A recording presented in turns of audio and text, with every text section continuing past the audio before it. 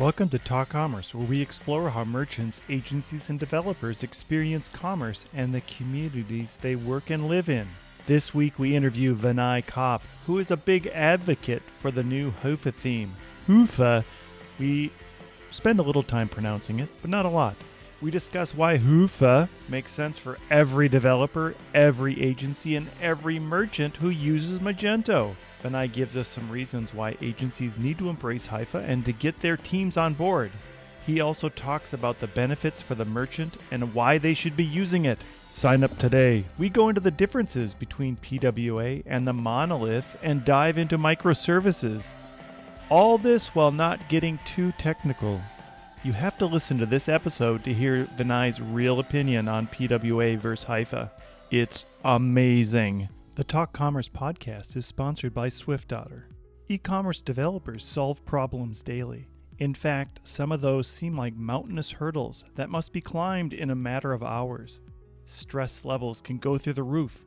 No wonder the plague of burnout affects developers too. But there's a vaccine for that. Investing time in your career will take you farther than you ever imagined. Meet SwiftOtter. SwiftOtter exists to help you become the e-commerce hero that is indispensable and irreplaceable at your company. We do this through Magento certification study materials and Joseph Maxwell's most recent book, The Art of E-commerce Debugging. Go to swiftotter.com to learn more about how you can quickly climb the ranks in your quest to be a better developer. While you're there, use the coupon code TALKCommerce for 15% off any digital goods at swiftotter.com. Talk Commerce is brought to you by Vinai Kopp. Cloud is the new normal for companies of any size. Buying, maintaining, upgrading, and disposing of machines is expensive and complicated. Amazon Web Services, managed by Vinai Kopp, offers an easy-to-use, flexible, cost-effective solution to all your infrastructure needs. Vinai Kopp can provide a secure, reliable, scalable, high-performance network that will make your office hum. Not literally. Vinai Kopp has saved its customers an average of 31% on their IT costs while adding 62% to the bottom line efficiency. To top that, their customers have seen 43% fewer security incidents. Go to ewaycorp.com to learn how you can start saving money and headaches by moving to the cloud. That's ewaycorp.com. My name is Brent Peterson, and I'm your host. Please remember to subscribe wherever you download your podcasts. And now, Talk Commerce. Welcome to this special super edition of Talk Commerce. I have Vinai Kopp here, fresh from Germany.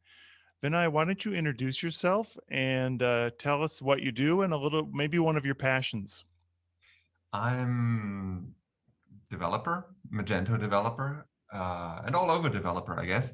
I really like what I do, but one of my passions, I'm learning Japanese. That was my COVID hobby, but it's still around and I'm really enjoying every day. I'm doing a bit of kanji and I don't know why, but it's just super fun. Probably that's super nerdy, but I don't care. It's good. I really like it. What do you mean is still around? COVID is still around or Japanese is still around? Oh, both actually. I mean, thankfully, me and my family is vaccinated by now. So in a way, I almost feel like, okay, the first stage is done of this COVID thing. That just kind of slipped out as if it were gone. It isn't, right? I'm very much aware of it, but it doesn't feel like such an immediate threat anymore. So yeah, what I'm trying to say is still, regardless of that situation changing in some way, I'm still very much enjoying doing a bit of Japanese every day. And I got inspired by you actually, right? You have this super amazing 1,500 day streak or something like that on Duolingo. I'm always so impressed when I see that scrolling through the app. So now I'm at, I think, 450 days. So I'll get you. Yeah. We only have to pause for like 3 years and I'll catch you. Yeah, I have to speak Spanish more than just learn it from the app. I'm getting a good vocabulary. I'm learning a lot Hmm. of words, but the practical everyday speaking is not that great. They have a new there's a new part of it that gives you some interactive speaking on in Spanish where you talk back. So and I we have a lot of people that I can talk to. I just have to choose to do it. That's actually very good. Unfortunately, that interactive stuff that I saw isn't available for Japanese.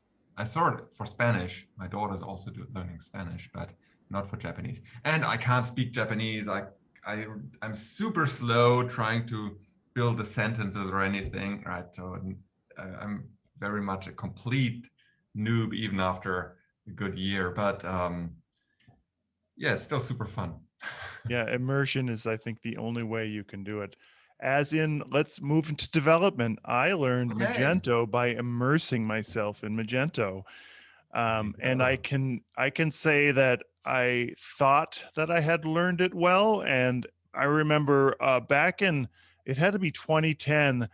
I was approached by Magento to become a trainer, and I went to do training with you and Ben Marks in Chicago. Chicago. Oh That was yeah. one of the first trainings that Magento U did, I think.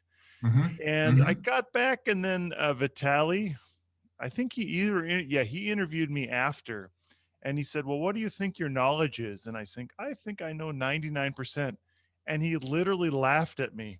And then he went into some specifics that I knew Yeah. nothing about, and I felt so silly that I yeah. Anyways, I learned that I'm much better technical salesperson and all around BSer than I am a developer. But I did do development in probably until maybe 2012. Wow. Very cool. And I think we Okay, met. it's Well, that long. we met in 2009 or 2010. Yeah, must have been.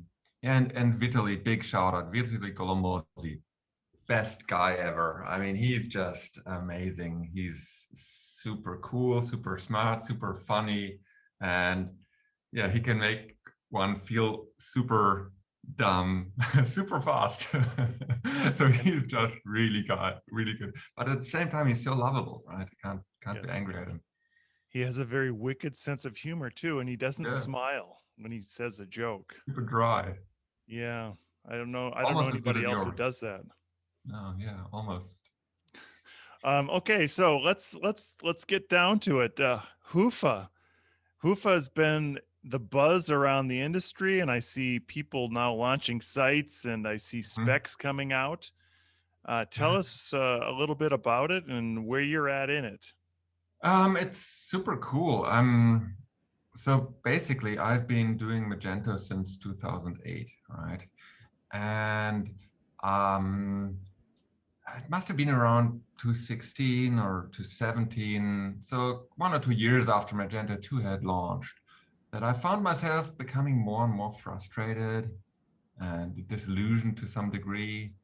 And then community engineering happened, but that kind of didn't work out either because it just turned out into this point system people wanted to game and so on. So it didn't really catch the spirit at all. And I found myself looking or shopping around for other carts basically, and which is fine. I learned a lot. It's great people in different systems and everything. But then last year, must have been October or something, right? Willem, we had him on, right? Willem Wigman, he announced Hyva in Reacticon. And I watched the YouTube video after the conference because I felt like, it's just another, hype thing, just like all these other React, whatever stuff that are just like.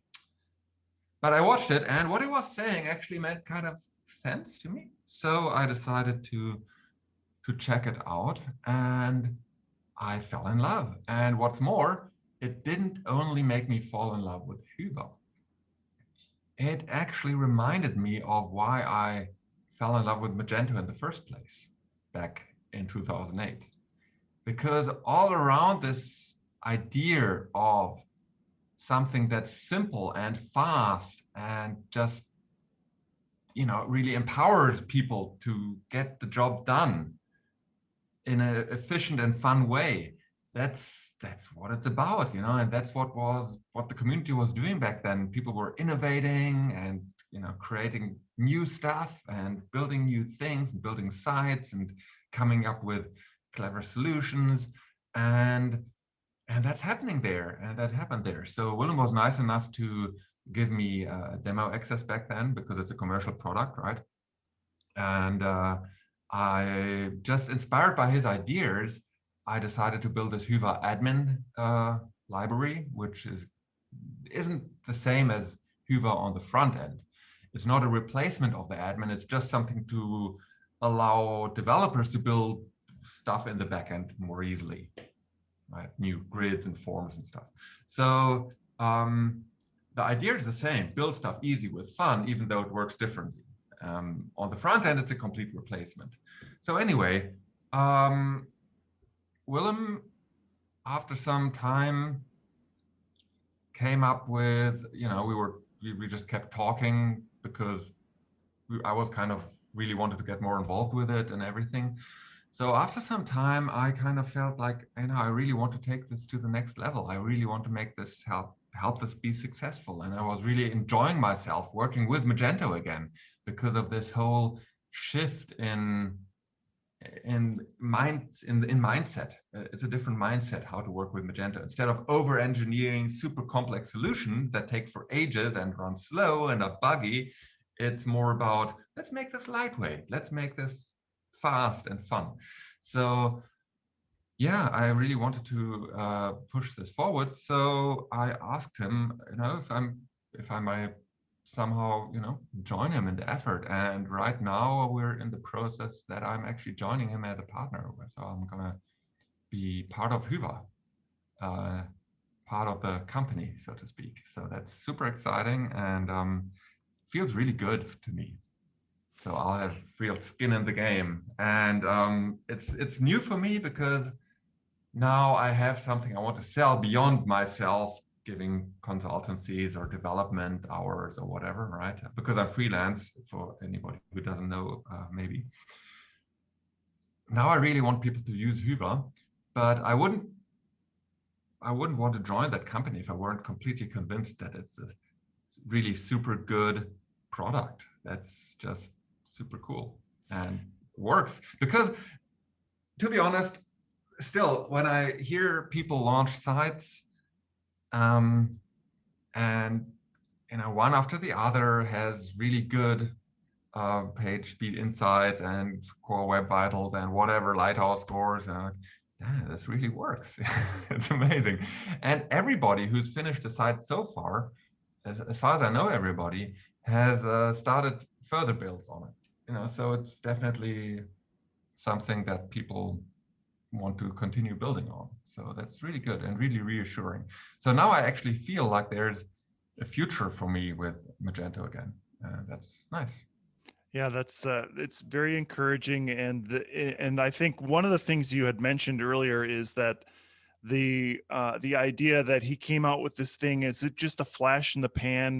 There's so many things that come up and then they sort of die off, and there's not a lot of energy behind it. And maybe one of the things that Adobe could learn from this experience is to get some energy behind some of the other things they're doing internally and engaging the community a little more. There's a little bit of excitement around PWA Studio, but it's a little bit flat. Like, it hasn't been adopted like you would have thought it should be, especially with the investment they're making. And I think this is just, and I guess to clarify, a flash in the pan. It didn't happen immediately. This has taken almost a year now to get to this point, but the momentum is building, and I think we're seeing some very exciting things happen. But maybe you could comment a little bit about Magento or Adobe itself, and how we could help, how we could coach Adobe to help us as a community. Well, right. So first, I think it has taken a year to build Hyva to where it is, but it's only launched publicly in February. So it's not even half a year yet, right? That is actually in the wild and being used. So it's grown very fast, I would say. There are at least 200 agencies now actually doing builds with it, more joining every day. There's Adobe was your question, right? So, okay, so I think what Adobe is doing with regards to PWA Studio and using the strangler pattern to replace more and more parts of the monolith with microservices or other services they offer, like content, stock, price, recommendation engine, search, etc. All these Adobe enterprise services. It makes total sense. I can't blame them at all for what they're doing. Yeah, absolutely. Super cool. If I were somebody at Adobe, I would be like all in for that stuff. But that's not my business, right? And that's not what my customers or my customers want, like the merchants that we work for here. And that's actually this small medium business is one of the traditional strengths of Magento, and where it really shines because it's still, I believe, the most flexible PHP shopping cart solution around. And it's amazing what it can do. It's not in that regard, it's not old in any way. So from Adobe's standpoint, I don't know if it makes sense to do anything differently. They don't need to care about them because it's not their customers. So why should they?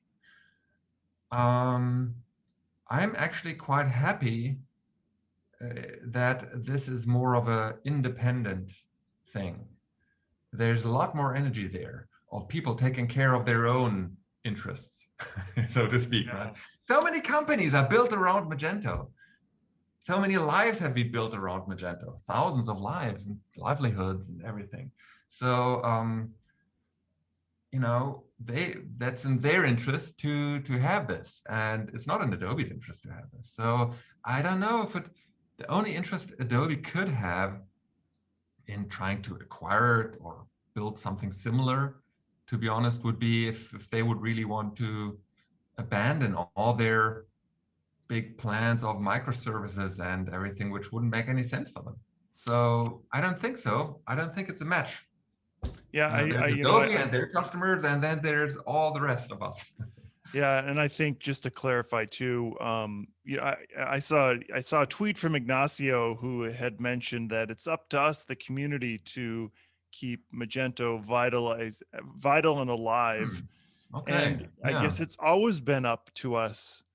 Well, no, I wouldn't say. I would just say the community took on a life of its own without Magento. It happened independently, and Magento followed the community, as opposed to something like Microsoft or something that built something and then bought a community like in GitHub. I think, yeah, that's a good point. And Ignacio is making a great point there. So in general, I believe that the community, so back with Magento 1, I really had the strong feeling the Magento community is leading and Magento is following, just like you said. But after some time with Magento 2, trying to take all the good ideas and kind of bake them into the product, which kind of didn't turn out too great in all aspects, but okay. And then also with things like community engineering and the Magento Association and so on, it's all, and PWA Studio, it's almost like, okay, Magento says, here we have these things and they're going to be great. They're going to be great. It's exactly what you want, right? And everybody's like, okay, I'll wait. And a year passes and it's still not there and it's still not ready and it's still not, taking off. But nobody wants to step up because there is something there, right? So it's almost as if that takes away the initiative and the energy of the community.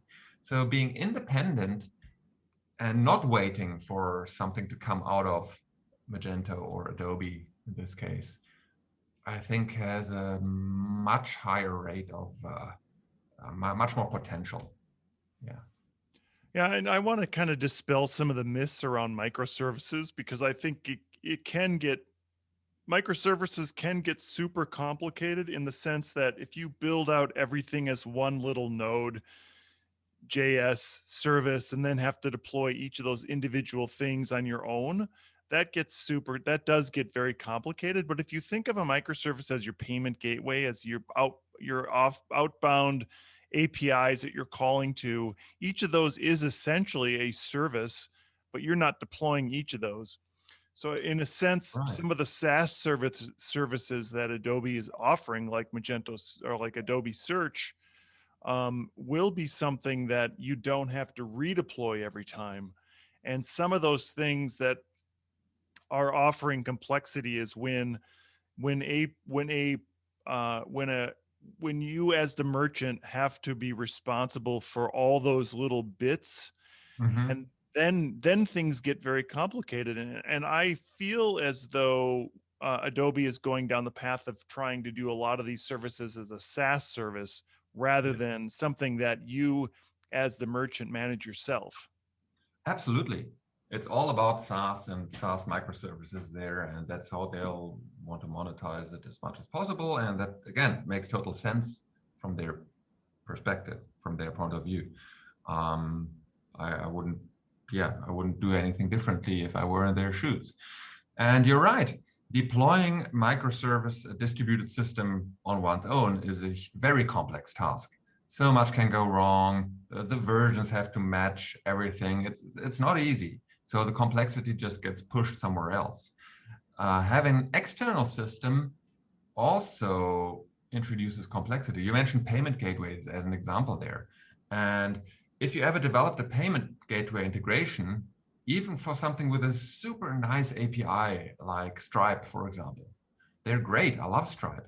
But still, getting those things right and keeping them running over time, it's work. It's complex. It's keeping systems in a synchronized state is well, it's a task, right? And having stateless microservices, of course, because I mentioned state, um, that also is very tricky because that then can easily lead to cascading failures if something takes a bit longer, or it's a big complex world there. And yes, if other people are managing part of it, like the deployment and everything, that helps a lot. But it's no silver bullet. you know, of course, it's better than trying to do a distributed system that's in effect just a monolith. So I do everything. That's not really a good. Then you have the worst of both worlds. But if you give some away, that helps to some degree. Absolutely. Yeah, I But remember. again, it doesn't make sense for many people because at the same time, just one last thought there. If with distributed systems where you're just developing against APIs, um, it has a lot of benefits. Things like upgrades just happen automatically. Uh, Nothing to worry about there. At least that's how it should be, right? If they're well designed and if they keep backward compatibility and everything, that's probably, hopefully, a very good system scalability and so on. That's great. Um, what gets lost along the way, however, on the cost side, are things like flexibility, customizability, and just being able to project costs, or tune costs is over a longer period of time. That ability gets lost. So there's definitely a cost to using this system too, which is okay. There are costs on the other side too, but there's value in being able to build stuff yourself if you are that kind of shop. Yeah, and I think that we've had conversations around how Magento doesn't necessarily fit every merchant, but there is Mm. certainly a set of merchants that it still fits very well, Mm. and the customizability is something inherent to Magento that we can't overlook, and that other SaaS platforms simply can't do. So Yeah. let's coming back to Hyva. Yes. Why don't you tell us first, how do you pronounce it, and what is the Hyva. correct German way to do it, and then the Finnish way. And then let's talk a little bit about speed of stores and how it's going to improve the merchant's return. Sure. So it's pronounced Hyva, Hyva. Hyva in German and Finnish. There is no German, I guess. But yeah, Hyva. But it comes easy to Germans because we have the Ü, the umlauts, Ü, Ä, Ö. So Hyva, Hyva. Hyva. Hyva. Okay. Hyva. That's Hyva. Yeah, that's I guess. Okay, probably I'm off. I'll get you completely screwed up. If you ever Hyva. watched Yissa's and myself, we'll go back and forth with mispronouncing our names for hours. Yeah, it's fun. Yeah. So yeah, Hyva. So it offers a number of benefits for merchants. Mostly, bills get done quicker and thus saving developer hours and money. Right? So that's great on the one side. And on the other side, it allows. So I think Google still prioritizes content over everything else. So that's still content is king. That's still true, and at least from what I see. But having a great user experience, that's what Google is trying to, drive people towards with their changes in what they're doing there. That's also becoming more and more important. Of course, I think it'll never be more important than the content. But given the content is the same or equal quality, maybe even if it's not the same, then these factors suddenly become decisive. Who's ranked better than others, and that's where Hyva shines. So it outperforms any other Magento 2 front end and pretty much any other competitor that I've looked at, other systems. So it's amazing, really. I still almost can't believe it, but again and again, it just proves it can do it pretty easily. So that's amazing, yeah. Yeah, we've been talking about this lull. We've been coaxed into this idea that Magento is acceptable at a 4-second load time. I remember, I interviewed Michael Turk with Spryker, Mm-hmm. and their goal for load times is 1/4 of a second. Mm-hmm. He laughed when I said, "Oh, we can get sites under 1 second." So I think it is what Magento, what Google is expecting of a well-maintained and well-running store. And I think you're right, content is king, but after that, it is a balance of speed and your mobile load times, and then all those other factors that they use on their algorithms. So content layout shift, some of those other things, or cumulative layout shift, CLS, all those little things play into it. And what we've learned, I think what we've learned through maybe through Lighthouse and through looking at through the lens of Google, is that Luma really sucked. Yeah. and for a long time. And what I've learned in just doing these short interviews is that Luma sucked when it was launched. And I think part of it is that, and maybe William said this, was that it was put out there as sort of a template for people to look at and use, and maybe not necessarily to use as your basis for all your new sites. But what's happened is, because it does look pretty good, people just used Luma, and it got to be the point of, hey, let's just use Luma to do this. I'll be honest that I'm surprised that all these off-the-shelf themes that you'd buy in Template Monster or something, they don't include, none of those are fast either. In fact, a lot of those are slower than Luma. Yeah, and why didn't this whole Hyva thing happen sooner? It's 2 reasons. For one, Magento said, if you do it right, it'll be good. But that was a lie. The cake is a lie. It never was good. It sucked from the start, and it just didn't work well. So even without Luma, in fact, the whole system they built with require.js and knockout and jQuery UI widgets and jQuery and underscore and kind of, combining all these libraries together and creating this Frankenstein JavaScript monster that they did. It's really not just Luma, it's the underlying system, I'm sorry to say. So whoever came up with this idea in 2011 and 2012, I guess, thought it was a good idea. They built it, and once it was there, I assume, again, this is just me guessing, but I think it's sunk cost fallacy. So they like, okay, we spent 2 years building this. We can't change course now. We'll just have to fix it later. We need to get this done. So it was 2014, and oh no, we're using less. We're not changing anything. And everybody's like, no, don't use less. We're using less. You can change it. We'll change it later. It never got changed. And instead, what they thought, oh, 2 years later, we'll throw everything away and do PWA instead. But that obviously hasn't taken off. So that's, it'll never take off because once again, that's my opinion. PWA makes total sense for things like Twitter or Airbnb, or that's very different from a platform like an e-commerce platform or a content platform or anything like that. That's reproducible. People want to build around this system instead of creating a unique product interface. Completely different use case. So I think choosing PWA at the time probably, again, seemed like, okay, we'll do it. This is going to be the future. But to be honest, it isn't.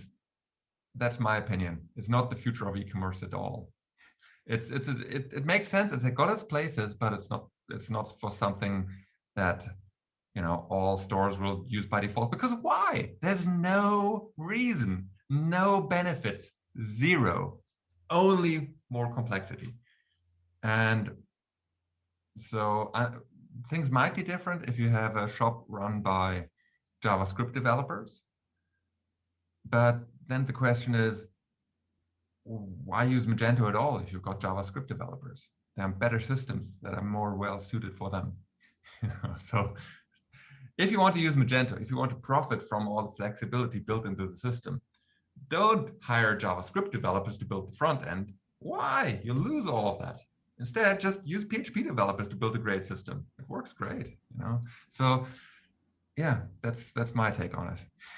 Well, I do think there's a place for both in the world. And actually, PWA doesn't take away from anything that the regular system is doing. It does give us some more flexibility, and maybe it helps us. Flexibility? What's that? What flexibility? Well, it gives some options that we're going to expand the headless version of Magento. So, for example, we did build a Magento POS system based on just the functions of Magento, not using the front end at all. And what are the benefits of doing that compared to using a server-side rendered site there? For what? So first of all, I guess we have to distinguish between PWA as a marketing term, as Magento has been marketing it, and the actual, what Magento actually has been marketing is a single page app, right? An SPA. And PWA can be server-side rendered and everything. So I really think it's time to clear this confusion up.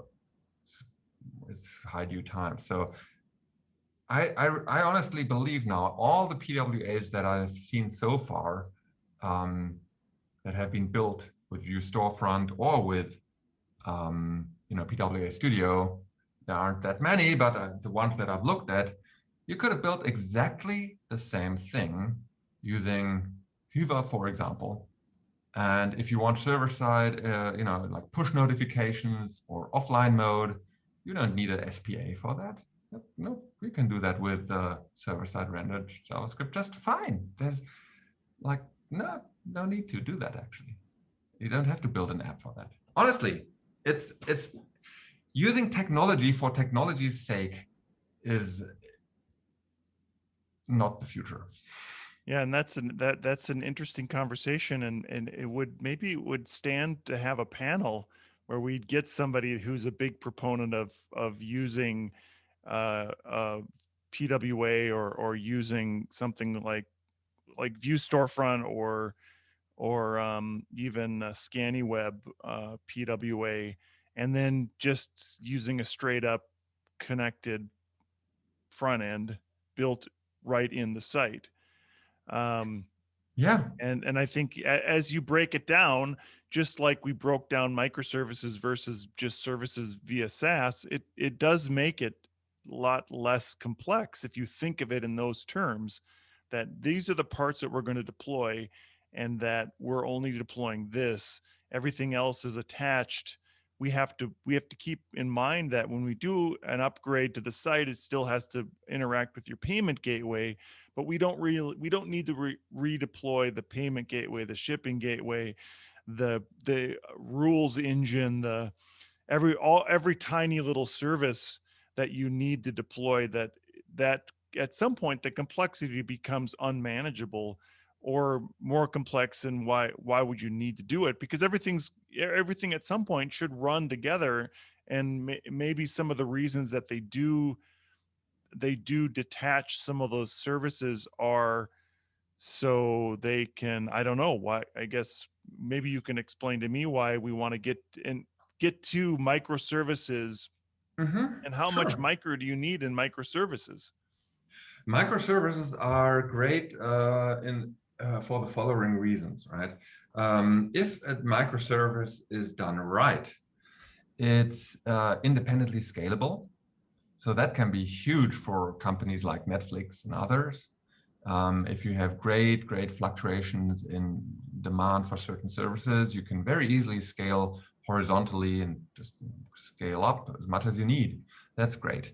Microservices also reduce complexity within the service. So in Go, for example, it's more common to completely rewrite a microservice rather than grow it or evolve it over time.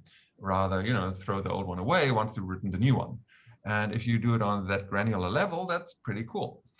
So that's the benefits of microservices there. Also, that means that different teams, can own microservices.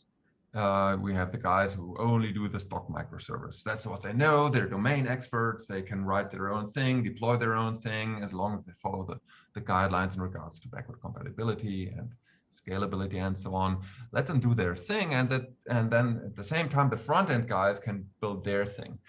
But again, that makes sense for something like Airbnb company. It doesn't really fit the model that the typical merchant operates in. Even big ones, to be honest, they don't have that kind of requirements there. So that's why microservices are great. They're not great for everything. Again, come with a cost, as I said before.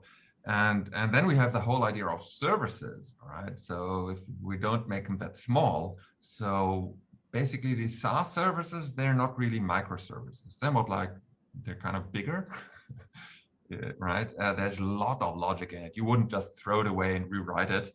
That's far too much effort that went into one of these services, and they have to be finely tuned. And there's so much domain knowledge captured in these services.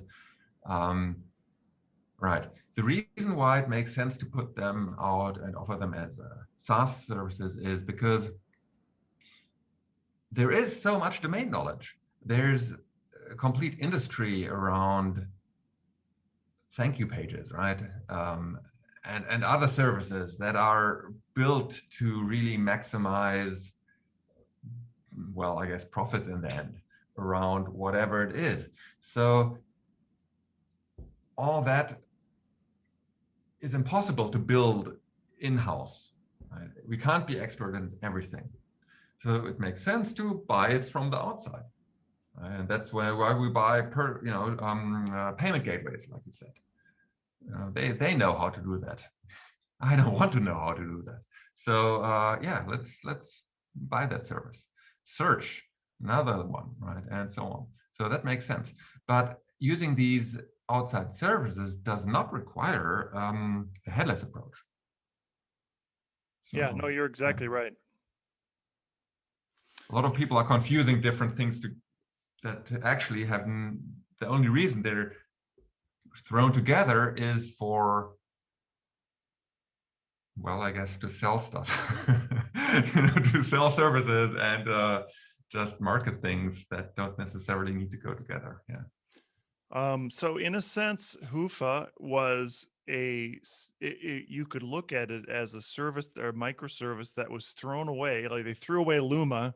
I mean, and I know it can't be deployed independently, but you threw away Luma and you started over. And that should have been done 5 years ago, even It though should it's have been still part of the done. monolith. It should have been done 5 years ago, right?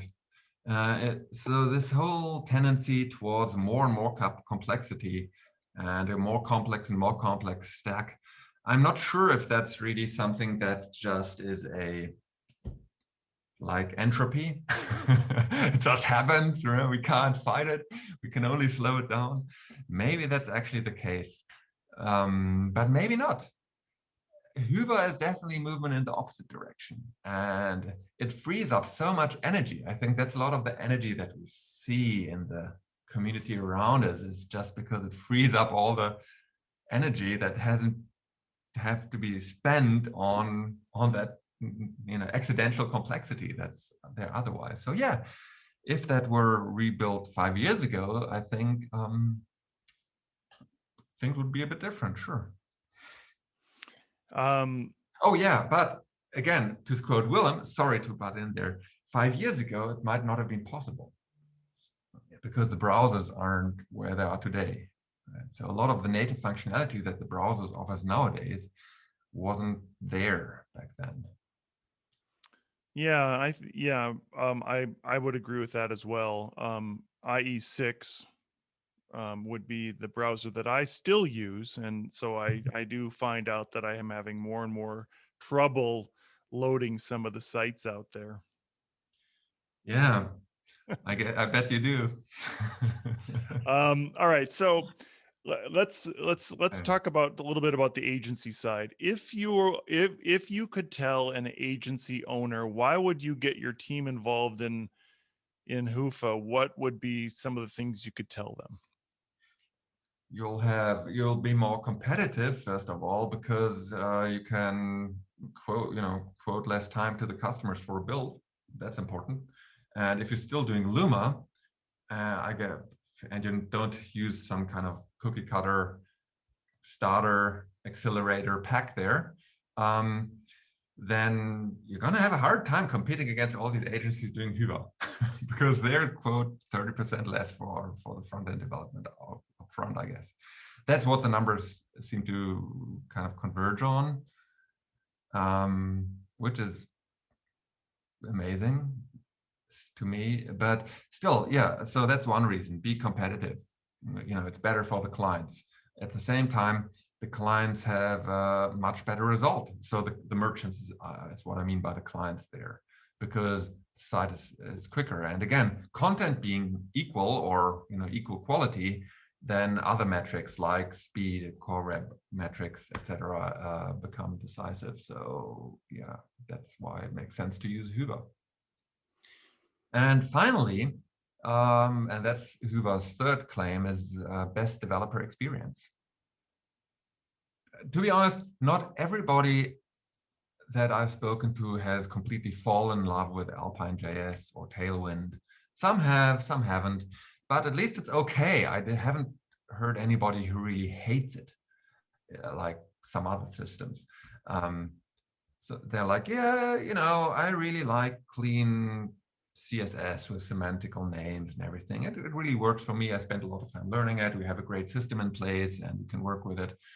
Sure, that's valid. It certainly is possible to use it CSS in that way too. No disrespect there at all. Of course, that still is possible to use approaches like that together with Hyva. If you just take the default and do your own stuff in a more semantical CSS naming way or something, that works too. Same with Alpine. That's actually more of a case. Some developers like to use Babel to use, the latest ECMAScript that's available and transpile it down to versions that can be deployed in current browsers. And that's not possible with Alpine version 2. However, now that Alpine version 3 is out, that actually is an option again. So yeah, maybe something will change there. Hyva doesn't use Alpine version 3 yet, but it's planned for the next couple of weeks to put work into to check if it's. We're a bit afraid if it actually we really want to make sure it doesn't have a negative performance impact first. Right. And I So will we're still comment holding back a bit, but it's looks very promising. There are great features in there. and I will comment it on the agency side. Tailwind does have components that you can. There's a package of components, or there's a number of components that you can buy and reuse them in Magento. If you could help maybe if a lead developer, how can they get their team engaged and excited about developing on Hyva? My suggestion would be, well, go ahead and do a build with Hyva and see how it goes. And experience has shown it's not the first one isn't the last one. The first Hyva build isn't the last one. Also, what you just mentioned, this component library is called Tailwind UI. It's commercial. People who buy a license get access to this huge component library, and they can copy and paste sections of the site. And because of these utility CSS classes, things just kind of work if you put it into your own site. And they're very beautifully made with great care and a lot of love. So that is another accelerator to be able to build quicker. And the same company now has just released another commercial licensed product, which is like Tailwind UI components for e-commerce. So all these sliders and product listing pages and signups and navigations and everything you might possibly need for an e-commerce site. You get beautifully designed and customizable components that you can take, and they just work in Hyva because they use the same underlying technology. They use Tailwind and Alpine.js. So that makes things super fast. And what's more, that was Willem's original plan to develop such a e-commerce library, but not just based on Tailwind and Alpine.js, but already built on top of Magento's templates and layout XML system. So, of course, if you take things from Tailwind UI's e-commerce component stuff, it's just in the browser, no server connected in this. So if you still have to actually get the products and then render it into that structure that has been provided by Tailwind UI, which isn't that much work. But what Willem's idea there is to have the same thing already working for Magento. So you literally just take that PHTML template and drop it in, and everything already works. So that's the next level. And that will be, I'm lacking vocabulary here, right? Like superlatives of I think fast. It's going to be instant site builds. It's going to be amazing. Yeah. I think our team has been excited about that portion of it, and we bought some of those tools from Tailwind and have started using some of those. So I think there's a lot of exciting things down the road for this. And I think so the bottom line for this is that the site is going to be faster. And, going back to PWA Studio, I set up a year ago, we were in Orlando, and I set up PWA Studio on my local and then published it to AWS on a microservice, and I got a 2-second load time, and I thought that was fantastic. and then recently, I saw some of those launches on Hyva that were under a second, 350 milliseconds or something like that, were some of them what we've seen. So would you characterize that we should always expect under 1 second load times, at least for your homepage, and then we should be expecting sub half-second load times? Yeah. And not just load times, because to be honest, even with Luma, time to first byte, if you have warmed up varnish cache, you can go into the low milliseconds there, like 20 milliseconds. Sure. But that's just the beginning of the story. Once that data has been transferred to the browser, then the actual work for the browser starts. If you looked at, like in Chrome in the dev tools, you have this performance tab.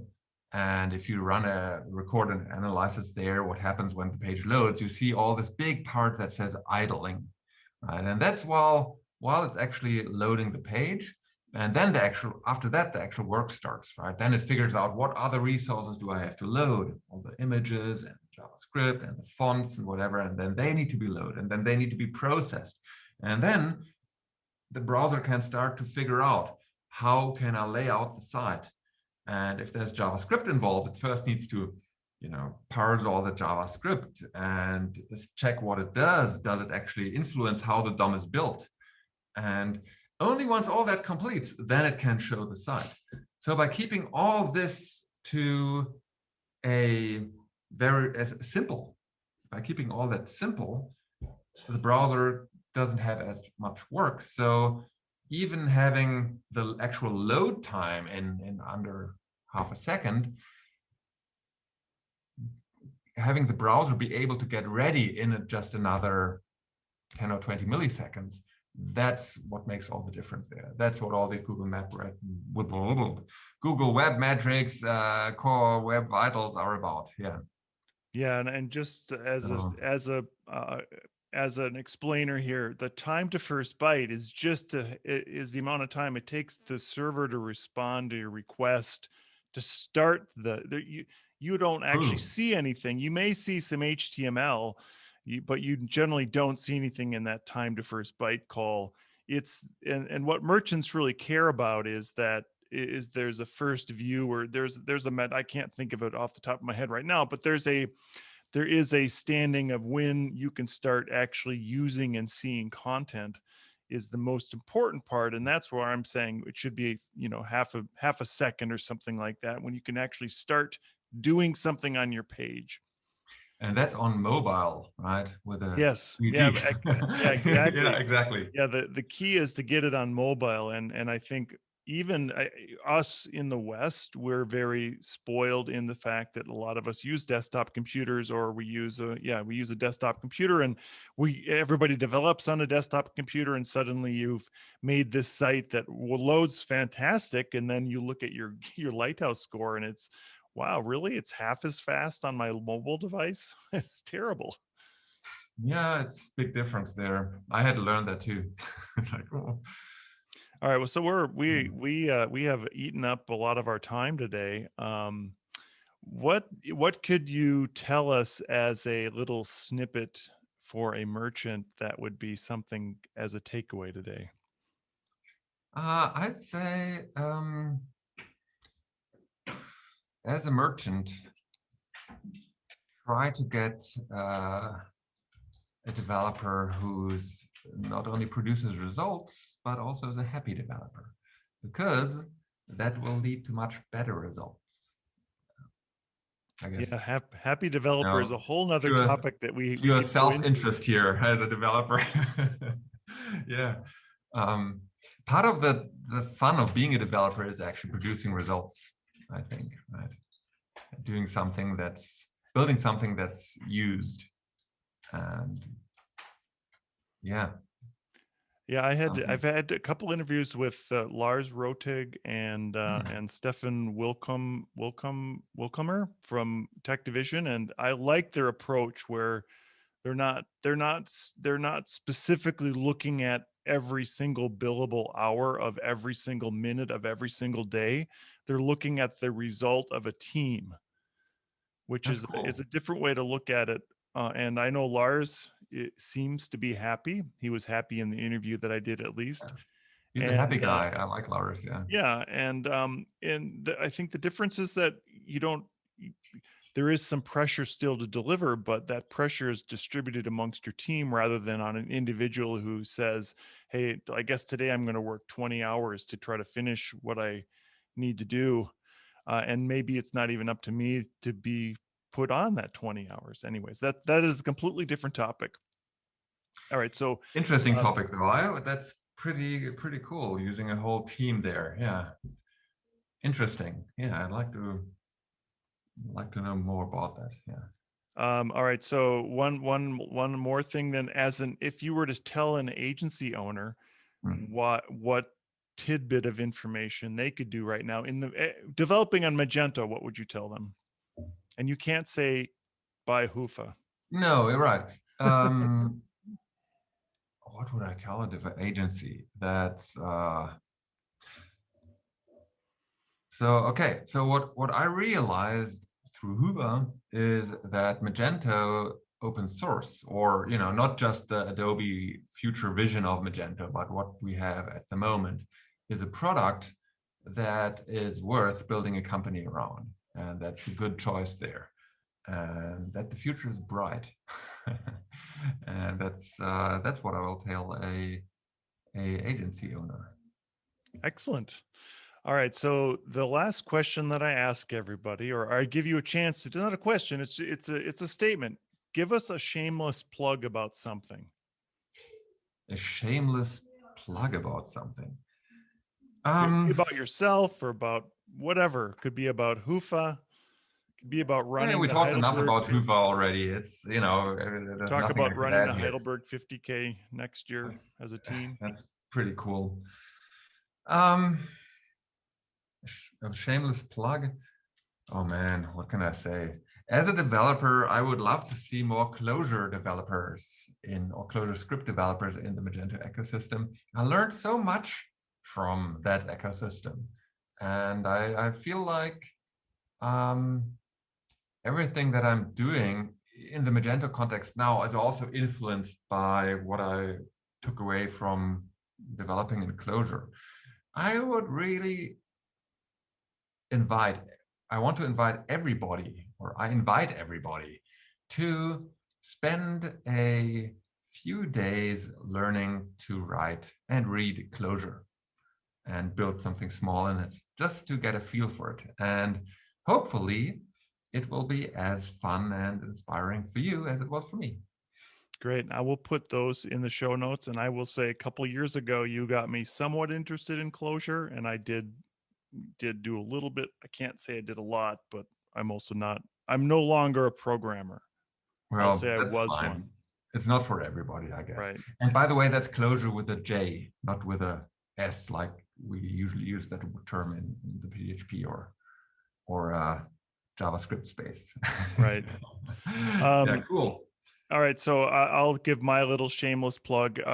We have picked a tentative date for our hackathon in the winter. We want to do an Adobe Unconference, or let's just call it a Commerce Unconference, and Adobe Hackathon in Orlando, Florida, on January 21st, 2022.